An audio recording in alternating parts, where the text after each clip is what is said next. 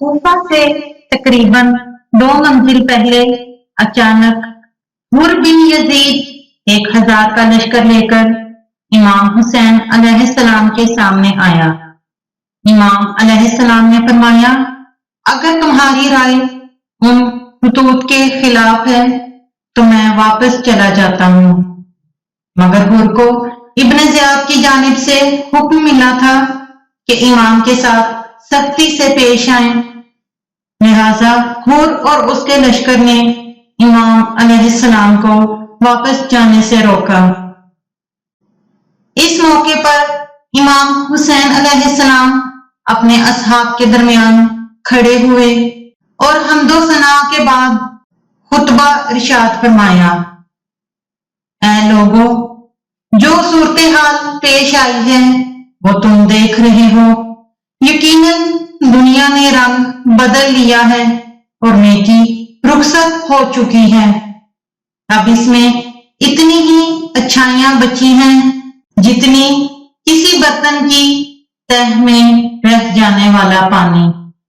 क्या आप नहीं देख रहे कि हक पर अमल नहीं होता और बातिल से रोकने वाला कोई नहीं है।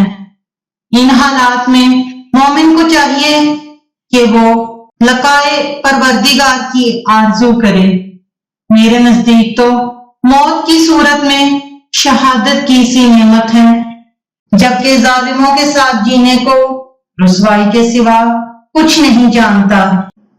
इमाम हुसैन अलैहिस्सलाम का खुतबा खत्म होते ही ज़ुहैर बिन कैन अलैहिस्सलाम अपनी जगह से उठ खड़े हुए और कहने लगे, ऐ फर्जंदे रसूल सल्लल्लाहु अलैहि वसल्लम, हमने आपके इरशाद को सुना। अगर दुनिया की जिंदगी हमेशा के लिए भी होती तब भी हम आपके साथ कत्ल होने को हयाते जावेदा पर तरजीह देते।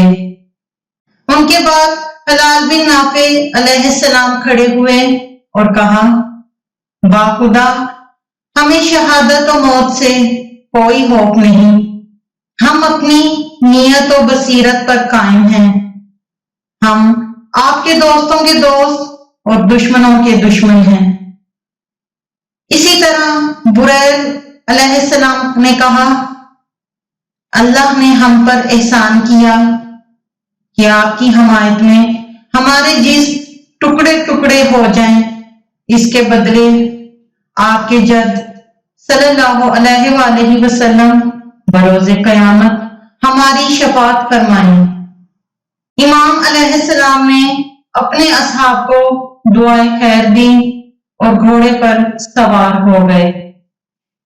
कभी लश्करे हुर उनके जाने पर माने होता, कभी उनके पीछे चलता, हत्ता के 2 मुहर्रम को सरजमीने करबला पर वारिद हो गए और अपने बाबरकत वजूद की बदौलत इसे जमीन पर जन्नत मौला बना दिया।